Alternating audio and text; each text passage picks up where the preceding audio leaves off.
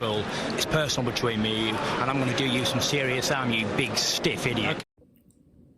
The Untouchable True School Sports Empire proudly presents something the boxing game's been missing. Hey, what's going on? It's your boy BT, and I came here to talk some boxing with the thousands of True School Sports subscribers. Now, the saga continues. I literally just got done talking about this on a live for the last 2 hours, but Canelo Alvarez is trying to secure his next opponent for the Cinco de Mayo weekend, the big May 7th date. And a lot of reports been floating around from people like Michael Coppinger. Michael Coppinger continues to be one of these reporters that continues to report all these things and stir and play on the emotions and heartstrings of a lot of boxing fans. And then we come to find out that the reports aren't true. That he reported prematurely. He got anxious. Maybe someone in the back rooms of boxing told him to report. I don't know. But Michael Coppinger seems to report a lot of things in boxing these days. And he gets it wrong. And he gets it wrong. And he gets it wrong again. And he gets it wrong so much to the point where we can't even call him Michael Coppinger anymore. We got to call him Michael Cappinger. Because that boy straight be he's straight capping all the time. Capping. Capping.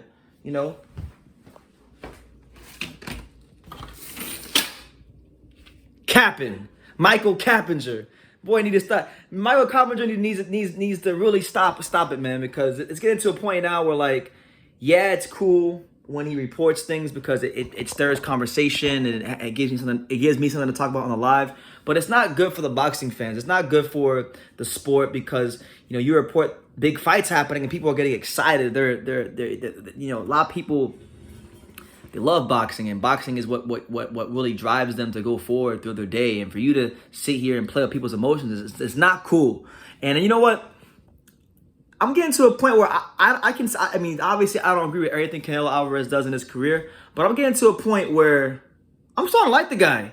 I'm starting to like Canelo Alvarez because Canelo Alvarez came out roughly 2 hours ago, and he came out and he pretty much said that nothing on his next fight is confirmed. So there is no Bivol Golovkin 2-fight deal signed. There is no PBC deal that he's rejected or anything like that. It's all just hearsay. It's all just speculation. And at the end of the day, right, Canelo Alvarez makes so much money and he has a good relationship with all the promoters. So you almost kind of question why on earth would he even sign a 2-fight deal in the first place? Because it's better for him to work fight by fight and get what he wants out of the sport, out of the fights, and just maintain flexibility while still being able to make big fights, big events, and obviously big money because it's prize fight. You're trying to secure the prize, which is the money. So he came out and he himself, the source, and said that anything you're hearing from Michael Coppinger, anything you're hearing from ESPN Mexico, it's all false. Nothing is confirmed. So I like that. But then he took it a step further. He went right to Michael Coppinger on Twitter, and I just saw this now. So I'm like smiling cheek to cheek because Michael Coppinger's been pissing me off with these false reports. He said the following, and I quote, "I don't even agree. I'm still negotiating. Don't lie to the people and say everything is signed. That day, I'll let them know. For now, there's nothing concrete." So Canelo going to the guy who keeps saying that he's fighting Bivol and he's fighting Charlo and going back and forth, and he rejected this and he signed that and this, and he's exposing him. Michael Coppinger exposed. Michael Coppinger exposed by the face of boxing, Canelo Alvarez. Canelo Alvarez not playing with Michael Coppinger. So I like it, man. I like it. Obviously, I met Canelo for the first time myself this year.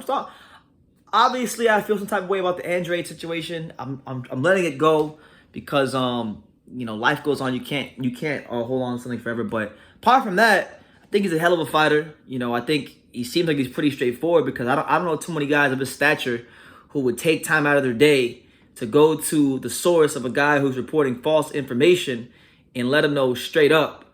Coppinger deleted a tweet. Coppinger had tweeted and said, "It pretty clearly states that nothing is done because GGG hasn't agreed."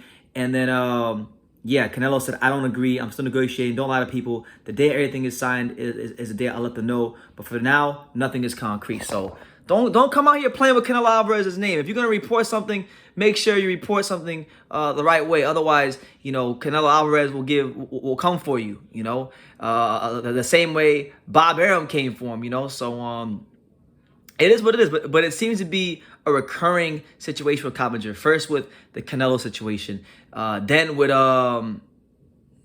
what happened with Virgil Ortiz. Remember, he was reporting about him working with Eddie Reynoso, and that didn't even wind up coming to fruition. And Virgil had to check him and tell him basically like, look, unless my manager says anything, don't believe anything he says. With my career, I already told Coppinger that stop reporting that. So it's not the first time. Like, Coppinger has a long track record of reporting things that don't come out to be true, and it's not good, man. Because like he's with ESPN, and they gave this guy the ESPN job. And look, I'm not gonna say no names, but there's a lot of good, reputable boxing people who would have loved the ESPN job, and they gave it to Coppinger. And right now he's continuously dropping the ball, and I don't think it's a good look to have so many top names in the sport coming after his neck, like Canelo, like Virgil Ortiz, and stuff. It's not good for him. So either way, you cut it up, slice it, and dice it.